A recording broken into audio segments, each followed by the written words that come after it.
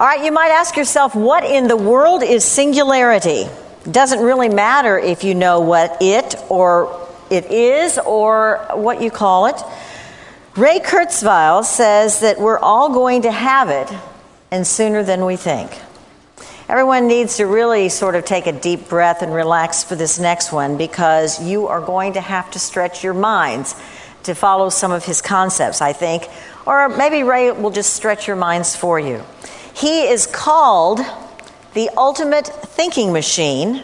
He's also been dubbed the restless genius. You're going to know why immediately, as we now present Ray Kurzweil. Well, thanks for that. I've been looking forward to sharing ideas with you, because I like conferences that deal with a lot of different topics, because I'm going to be talking to you about the exponential growth of information technology. And it's not just the devices you carry in your pocket. It's going to ultimately affect every aspect of our lives, including our lives and longevity. Even energy will be transformed by this doubling in price, performance, capacity, and power of information technology every year. And I got involved in this because I realized that timing was key to being successful as an inventor. Decided I would be an inventor when I was 5. A couple decades later, I realized that most inventors fail because the timing is wrong, so I began collecting data and creating models about how technology evolves. And I saw that it's actually remarkably predictable.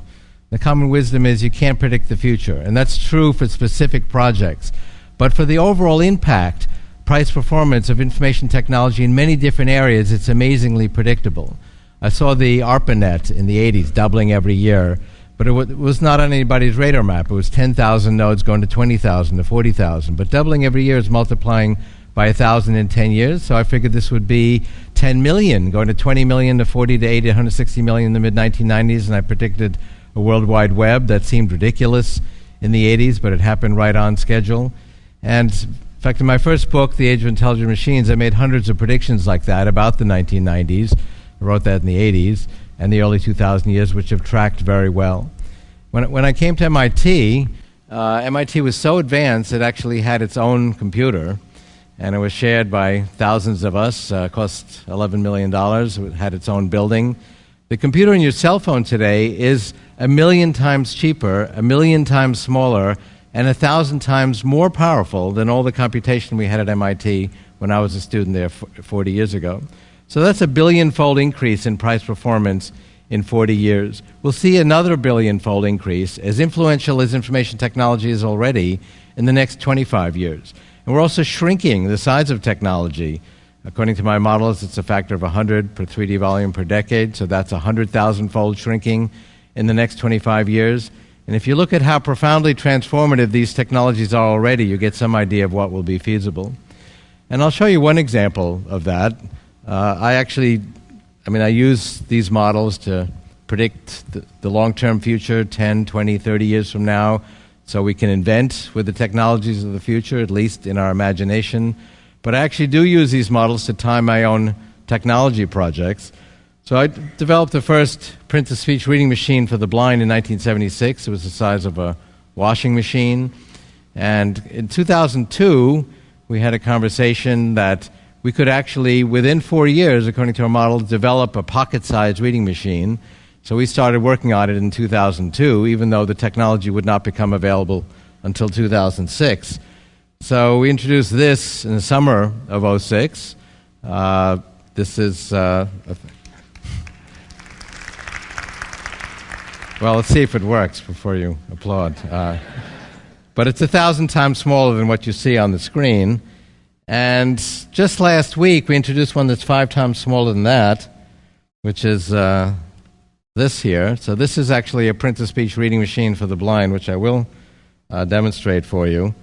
And in addition to being a print-to-speech reading machine, it's also a voice-enabled cell phone, camera, GPS navigation system, email, internet, MP3 player. It might toast your bread, too, I'm not sure. Hello, I'm the KNF Reader Mobile. Ready. Viewfinder on. Taking picture. So a blind person or a dyslexic person can take it out of their pocket and take pictures of labels, signs on a wall, handouts at meetings like this one. Camera is 1 degree counterclockwise. It'll rotate any amount of rotation, page. tilt. It'll clean up uneven illumination. GNR 289. The AI winter is long since over. We are well into the spring of narrow AI. Most of the examples above were research projects It also just 10 to displays the 15 print in years large ago. print with If all synchronized the AI highlighting for systems in the dyslexic world kids. suddenly stopped functioning, our economic infrastructure would grind to a halt. Your bank would cease doing business. Most transportation would be crippled. Most communications would fail. This was not the case a decade ago. Of course, our AI systems are not smart enough yet to organize such a conspiracy. So. Processing cancelled. It's fun doing live demos, but if we could have back the slides. Now, this doubling of price performance of information technology every year actually accelerates the paradigm shift rate. I was at a conference organized by Time Magazine a couple of years ago on the 50th anniversary of the discovery of the structure of DNA, and all of us speakers were asked, okay, what will the next 50 years bring?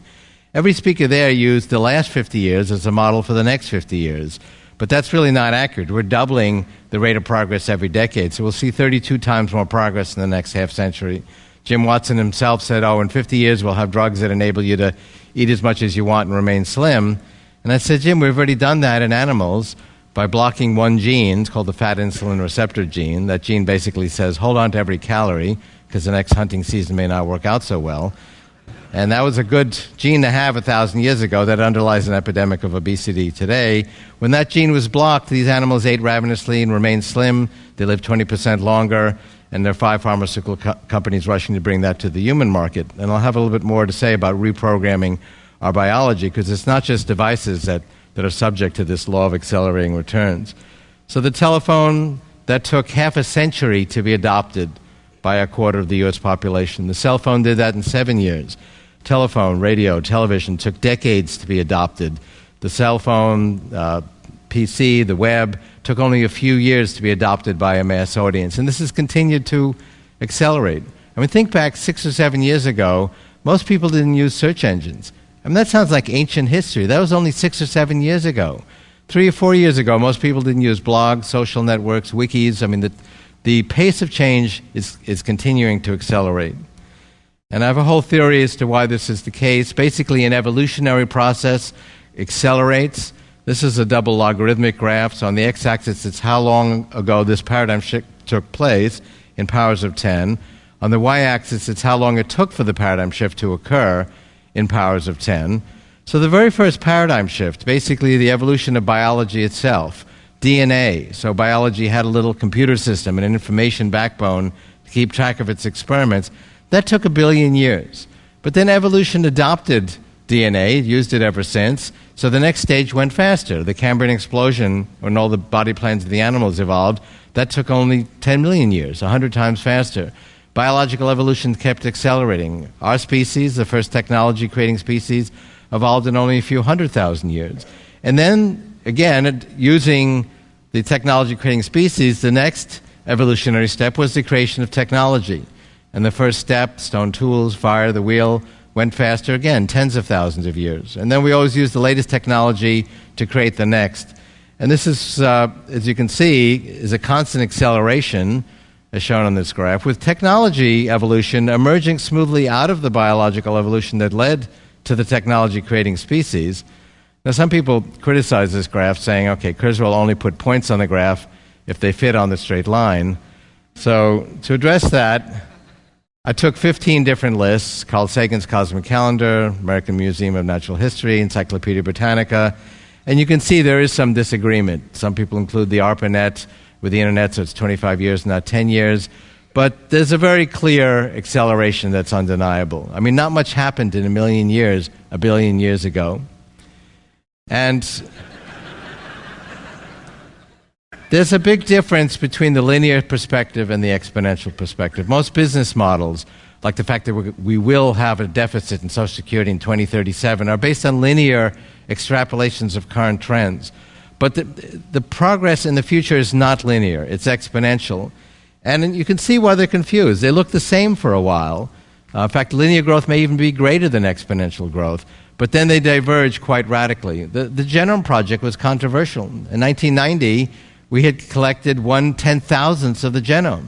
So mainstream scientists said, you're never going to be able to do this in 15 years. Halfway through the project, the skeptics were still going strong, saying, see, I told you this wasn't going to work. Here you are halfway through the project, and you finished 1% of the project. This is not getting nowhere. But in fact, 1% is right on schedule for an exponential progression. You double 1% 7 more times, which is exactly what happened, and you get 100%, and the project was done on time. And we see that in every example in biology, in brain scanning, in economic impact, and other areas. So here's that MIT computer. Now, another criticism that people make is, okay, Kurzweil takes these exponential progressions like Moore's law and just projects them out indefinitely. And we all know that exponential growth can't go on forever. Rabbits in Australia multiply exponentially, 2, 4, 8, 16, but then that exponential growth comes suddenly to an end when they eat up all the foliage. And it's true that the exponential growth we see in information technology for a specific paradigm comes to an end when the resources for that paradigm end. But what happens then is it creates research pressure to create the next paradigm. And the next paradigm is there on time. I put 49 famous computers on this logarithmic graph. So every level on the graph is 100 times greater power for the same cost than the level below it. This goes back 110 years. These are 49 famous computers. The lower left-hand corner is data processing equipment that was used to automate the first American census, the 1890 census, used these old punch card machines, which were subsequently shipped to the Florida Election Commission. 1940s, Alan Turing cracked the German Enigma code. 1950s, CBS predicted the election of Eisenhower. 1952, the first time the networks did that with vacuum tube computers. Then they were shrinking vacuum tubes every year, making them smaller and smaller, keep this exponential growth going. That finally hit a wall. They couldn't shrink the vacuum tubes anymore and keep the vacuum, and that was the end of the shrinking of vacuum tubes. It was not the end of the exponential growth of computing. We then went to the fourth paradigm, transistors, and then integrated circuits, and we've had several decades of Moore's law, which is shrinking features on an integrated circuit, on a chip. And there's been regular predictions, the Moore's law will come to an end. Originally, Gordon Moore said 2002. Intel now says 2022.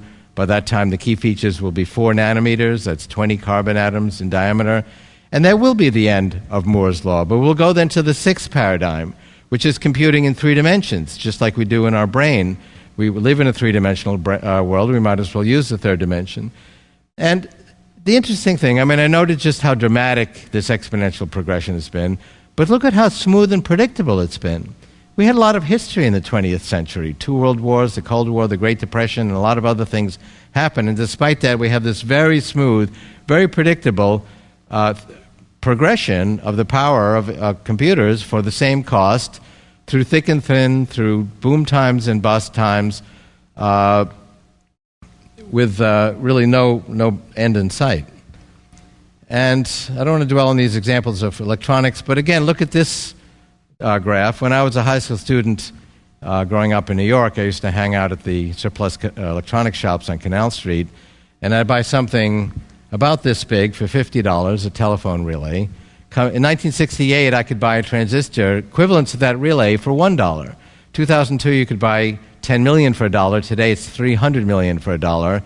And okay, you've heard these fantastic comparisons, but again, look at how smooth and predictable this progression is. It looks like it's the output of somebody's tabletop experiment, but this is the measure of the unpredictable innovation of millions of people around the world.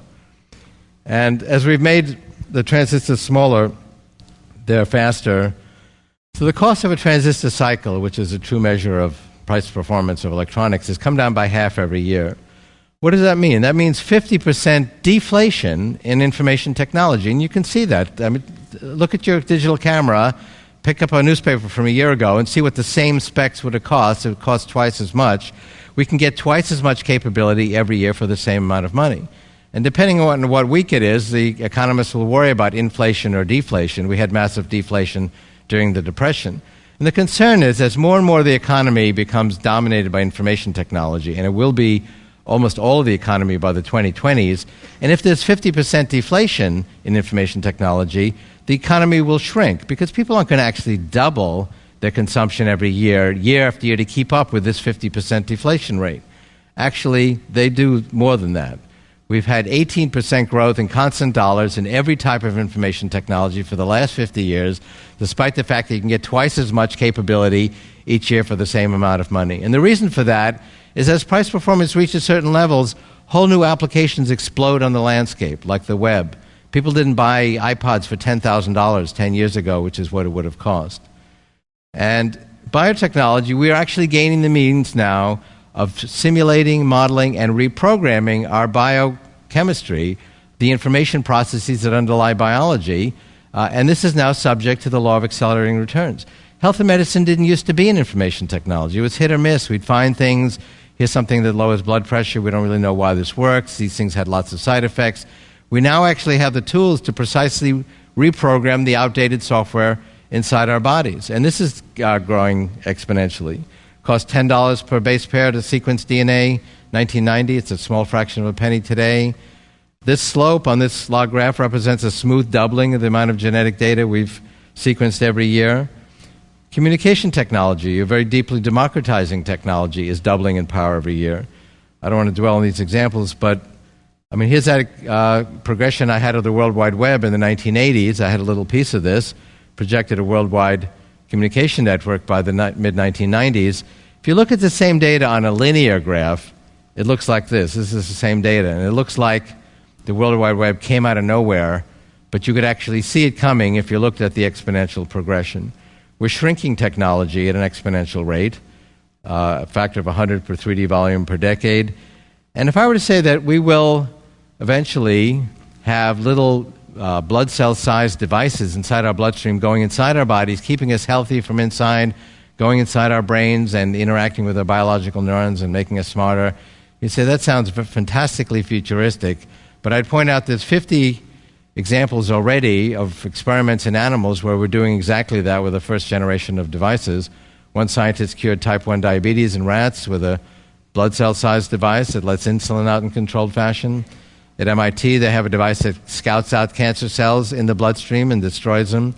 You're looking here at a design for a robotic red blood cell, which works just like an ordinary red blood cell, except it's 1,000 times more capable. So if you replace a portion of your red blood cells with these respirosites, robotic red blood cells, you could do an Olympic sprint for 15 minutes without taking a breath, or sit at the bottom of your pool for 4 hours.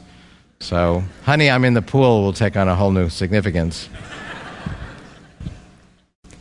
So we will have plenty of computation as we go through the 21st century, but then the issue is, will we have the software, the methods, the paradigms of human intelligence? And for that, we look at the human brain, and there again, we see an exponential progression. We're doubling the spatial resolution of brain scanning every year. We're doubling the amount of data. But then a question comes up, can we make heads or tails of this data? Doug Hofstadter has said for years that maybe our brain is just below that level needed to understand our brain. And if we were smarter and able to actually understand our brains, well, then necessarily our brain would have to be that much more complicated and we'd never catch up with it. Turns out that's not the case. We are already modeling and simulating and testing these simulations for a broad variety of brain regions. This is a dozen regions of the auditory cortex that have been modeled and simulated and tested and come out the same as human auditory perception. There's one for the visual cortex. There's a simulation of the cerebellum, which comprises more than half the neurons in the brain. This is where we do our skill formation, like catching a fly ball. We always wondered, how does a 10-year-old kid catch a fly ball? I mean, all she has to do is solve 12 simultaneous differential equations in a couple of seconds, and most 10-year-olds haven't taken calculus. Well, we actually understand how that works now. The cerebellum does solve those equations without our conscious awareness, although we do have to train it. And all of this is scaling up exponentially. All of this is driving economic growth, which is exponential. We've gone from $30 in constant dollars to $130 in the average value of an hour of human labor over the last 45 years. The adoption of these technologies is exponential. This is e-commerce. It's now $2 trillion. It's like the fifth largest nation in the world. If it were a nation, it will soon be the largest nation in the world if it were a nation. And you might say, now, wait a second. Wasn't there a boom and a bust in these dot-coms? And how come we don't see that? Well, that was actually a Wall Street phenomenon, not a Main Street phenomenon. The actual adoption of the technologies was exponential. Wall Street got ahead of itself, and so you see this boom-bust psychology, which we see as harbingers of other revolutions, like the railroads in the 19th century. So let me show you one example of a technology we put together, because we created the first large vocabulary speech recognition in the 80s and the first speech synthesizer in the 70s. We put that together with language translation, created a translating telephone, which I've used to talk to people around the world. We're talking to Google about this now. This is something you'll see in your cell phone early in the next decade. This is a demonstration, comma. Dies ist eine Demonstration Of a prototype of a quote translating end quote telephone. Period. von einem Prototyp eines übersetzenden Telefons. Within a few years, comma, Innerhalb einiger Jahre we will be able to talk to anyone, comma, wir werden fähig sein, zu jemandem zu reden, regardless of their language. Period. ohne Rücksicht auf ihre Sprache. The rain in Spain, comma, La pluie en Espagne. stays mainly in the plain. Period. Reste dans la plaine principalement. Merci pour votre attention. Period. Thank you for your attention.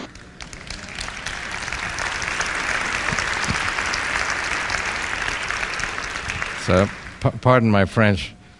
So, I'll sum up. Early in the next decade, computers are going to get so small, they'll be embedded everywhere in the environment, in our clothing. We'll solve this problem with displays. People like large displays, but they're watching movies on devices this size. They'll go into our eyeglasses and create virtual displays that hover in the air in high resolution. There are already prototypes of these devices. They can also put us in a full immersion virtual reality environment. So as we look around, we'll actually be in that environment, can meet people from around the world and feel like we're really with them. We'll have augmented real reality. So as I look at someone, it'll remind me it's their birthday next Tuesday. Remind me what their name is. That would be helpful. We'll have effective language translation. If we go out to 2029, that's when these technologies will really be mature. We'll have a billion-fold increase in the price performance of every aspect of these technologies, not just devices, but these technologies that affect our health, and it will even transform energy through nano-engineered solar panels. And we will have understood the human brain, which will give us greater insight into ourselves, create more intelligent machines. But this is not an alien invasion to compete with us. It is going to enhance our own capability, as it does today. The fact that we have devices at our fingertips and with a few keystrokes can access all of human knowledge with increasingly intelligent search engines, that's an expansion of human knowledge. And I'll leave you with one last trend. As I mentioned, health and medicine has been a linear progression because it's been hit or miss. It's not been an information technology. Up until just recently, we can now turn genes on and off. We can turn enzymes on and off. We can model and simulate biology. So this is going to go into high gear. But we are the only species that goes beyond our limitations. We didn't stay in the ground, we didn't stay in the planet, and we haven't stayed with the limitations of our biology. It was not in the interest of the species for people to live very long 1,000 years ago. Human life expectancy was 37 in 1800. There were no antibiotics, no sanitation. It was 48 in 1900. According to my models, within 15 years, we'll be adding more than a year every year, not just to infant life expectancy, but to your remaining life expectancy. So as you go forward a year, your life expectancy will move on away from you. So if you can hang in there for another 15 years, we may get to see the remarkable century ahead. Thank you very much.